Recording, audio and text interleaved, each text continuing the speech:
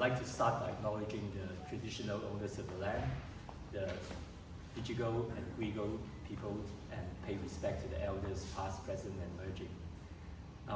Today is, in fact, the first solo exhibition that we have of Miguel Olmo, although we started representing him, like a while back. So he's been involved with our group exhibition and so on, but it takes a while before we can sort of schedule a solo exhibition. So finally, we're here. And he's actually produced a fantastic body of work. In fact, he's been working so hard this week. We started on Monday. We installed the works on paper on the wall first. And then from Tuesday to last night, he was here from 10 o'clock until very late in the evening, putting that work together. And it's fantastic. I mean, I know beforehand, I keep asking him, as with all my artists, can you send some photo images of your work so that we can upload them on the website? And he said, I want to keep it a secret. I want to surprise everybody when they come to see what you get. So I actually didn't get to take a photo of that. And last minute, in my last email invitation, I took a photo of that to be put on the website. But he was still working here until very late. And you got to say that it's fantastic, because I didn't know what it was. I just saw him started putting together. At first, I thought it was a sphere, and then it's a bit more elongated as it works. So I thought it's an egg, and then later on, I realized there's a nose, and then there's a mouth, and so on. I realized that it's actually a face, the head of someone, and it's fantastic. And then to open the exhibition, we have Rhonda Davis, who's a senior curator at Macquarie University Art Gallery. She's been doing a wonderful job there for the last whatever number of years, and she's a favorite curator of all the artists, because she's so passionate about art, she's so passionate about supporting artists, and they have a wonderful collection in Macquarie University Art Gallery. But she always managed to use some of the work from the collection and then incorporate other artists' work into it, and have a fantastic theme to basically showcase both current artists' work as well as artists who were in the collection. Rhonda have actually curated Miguel into her exhibition before. And Rhonda was also, until recently, one of the committee member of the Gallery Lane Cove Art Gallery. And Miguel obviously is the manager of Gallery Lane Cove. Director, not just manager. Sorry. I didn't realize. Yeah, it's a big difference. That's all right. We had to correct the artwork people about that. Okay, all right. Yeah. So, but obviously he's an artist as well, and he's a fantastic artist. So I'd like you to welcome Rhonda Davis to open this exhibition. Well, thanks, Simon. I always love working with you. I love coming to the gallery, and I particularly love working with Miguel. He is such a hard worker. He works, as you said, long hours. He's passionate about art and artists, and being a curator and an artist can be tricky. I'm convinced of that. But I'm looking at that and thinking, gee, I wouldn't mind sort of camping in that. Can I borrow that at Christmas? It's going to be listed in Airbnb soon. Yeah. So Miguel's practice is really underpinned by a conceptual framework. He's not limited by medium, so to speak, like he's not a painter necessarily or a sculptor, but more a multidisciplinary artist.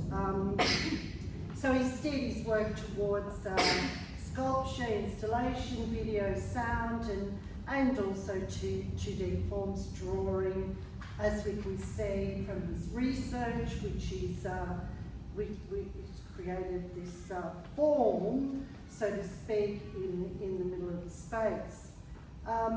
So this multidisciplinary approach allows him to explore complex ideas around space, time and identity with both intellectual rigour and emotional depth.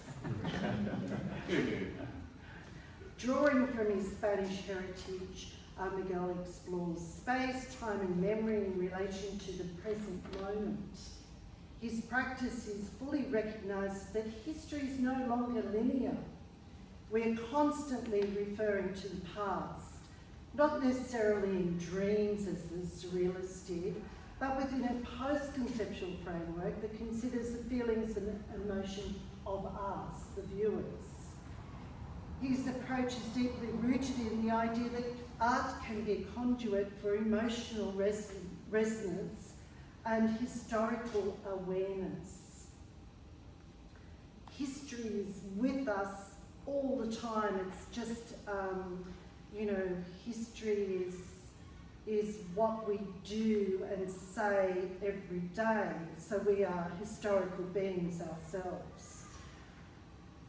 By engaging with diverse media and conceptual strategies, Miguel creates spaces where memory and presence intersect, where the viewers are invited to contemplate their own positions within those shifting and temporal landscapes, cultural landscapes.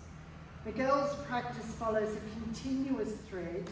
Each body of work flows into the next, creating a rhythm of thoughts and energies that bridge any gaps between making and creating. This current exhibition is a natural progression from Limina 220 to 222, which searched for the waking rhythms between the physical and the digital. Do you like that? I like that. I have to borrow it. In Limina, Miguel explored the extensions of the body and how these might evolve in the future, questioning the boundaries between gesture and code, presence and absence and projection. That inquiry continues here with a renewed focus on how space, time and memory intersect with the present, of course. So, you realise that history is no longer linear. Of course we do. We all agree with that now. We constantly are referring to that past. His installations are composed of multiples.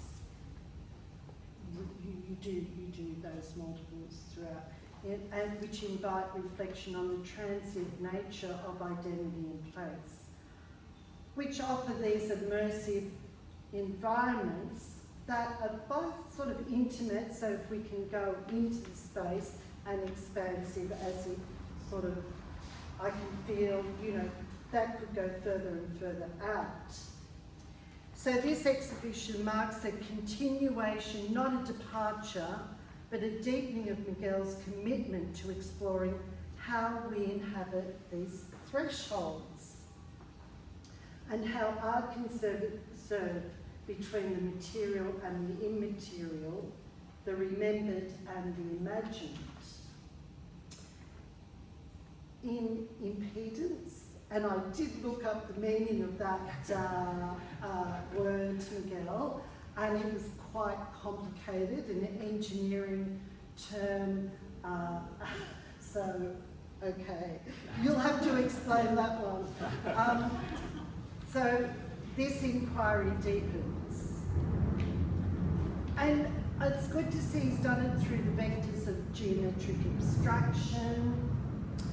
And I was just thinking about it this morning, it comes to my mind Frank Stella's shafting away the shapes to the barest deductive minimum, that's what he was doing.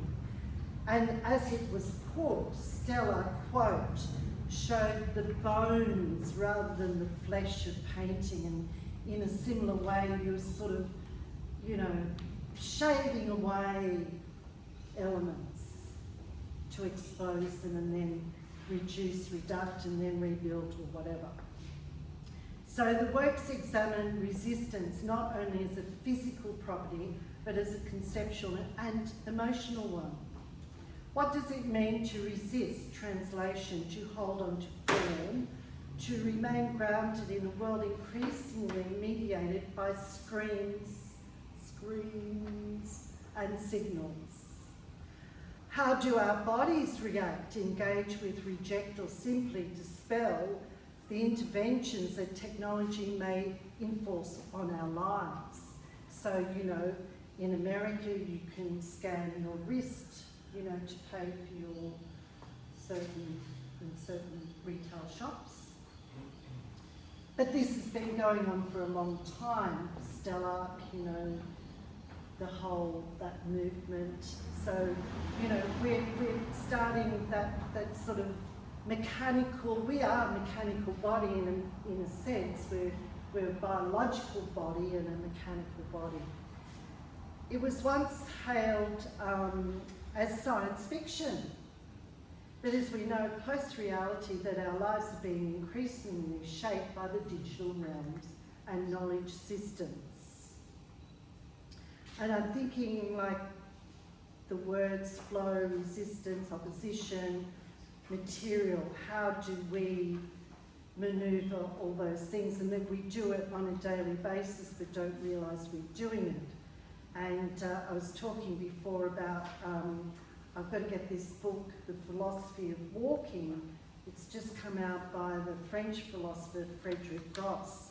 And that sense of when you're walking, do long distance walks, and you're walking in nature, and particularly how you lose yourself. So you lose your identity, which is great because you don't have to answer to anyone. And in a sense, you're sort of doing that maybe. It's just my thoughts, my opinions. For me, this exhibition marks a turning point in Miguel's practice, where the digital is no longer a distant realm but a material condition to be shaped, questioned and embodied.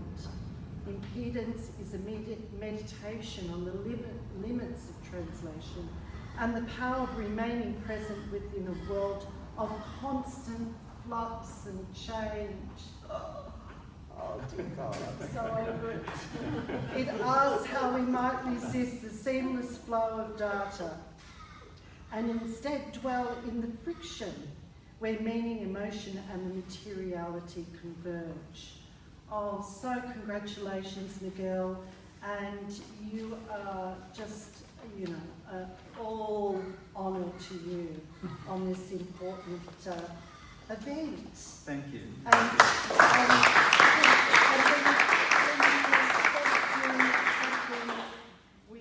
Can we interact with? As long as you don't go inside. WHS issues, you know. Yes, I mean, you can touch it, you can move it. Yes. It's I don't want to say too much because then you won't be coming back to the artist talk. Right, okay. You know, Yeah. I just want to thank you both actually. So thank you, Rhonda, for those wonderful messages and notes. I mean, you understand my practice. Yeah. You've curated me a couple of times in the shows, and I think every single time you curate me, you get something different. And like Simon, you don't quite know what you're going to get until you get it. And you're both incredibly patient and incredibly trusting, which is it's something that we need as artists, to be able to have that trust and that the opportunity to have the freedom to explore, to fail, to try, to persevere, and to celebrate, which is what we're doing today. But without that trust in us, you know, it restricts the opportunity to be creative. And for me, the process of creativity is the fundamental being of what it is that I do in everything that we do. So thank you, Rhonda, for those wonderful words. Thank you, Simon, for trusting me, for giving me the opportunity to present, for being very, very patient. For playing guessing games for the last couple of days, what it is that we're looking at. It's a lot of fun. You know, and also for appreciating that I didn't want to have images of the work out in the world And for a commercial gallery, not having images is not a good thing because you need to be able to put it out there. But from today, it's there. Let's flog it. Let's put it out in social media. Tag me, tag Simon, tag Rhonda, share it.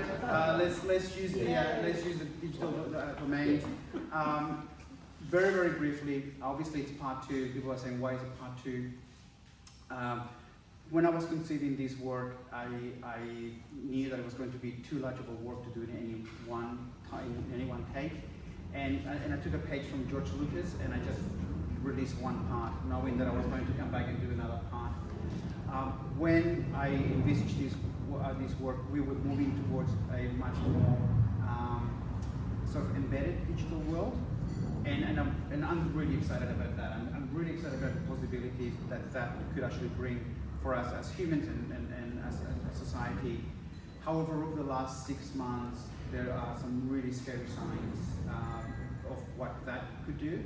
So then I actually put the brakes on the path that the work was going and moved away from digital and impedance, which is an electrical engineering term, which is an area of resistance. Basically, you're breaking the circuit, you're breaking the current.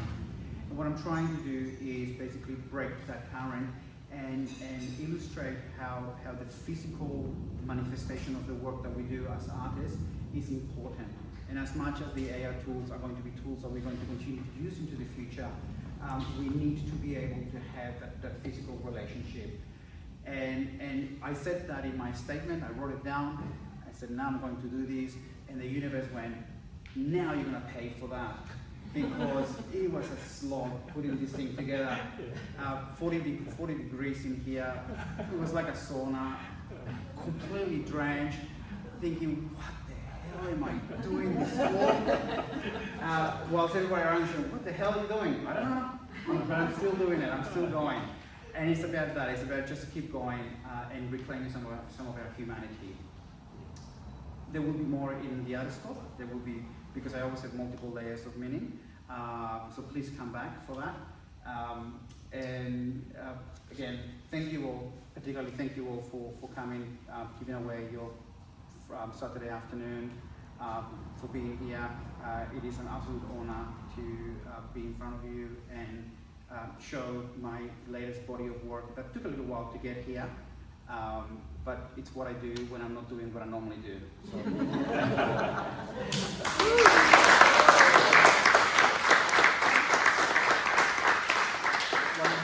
One last thing about this installation.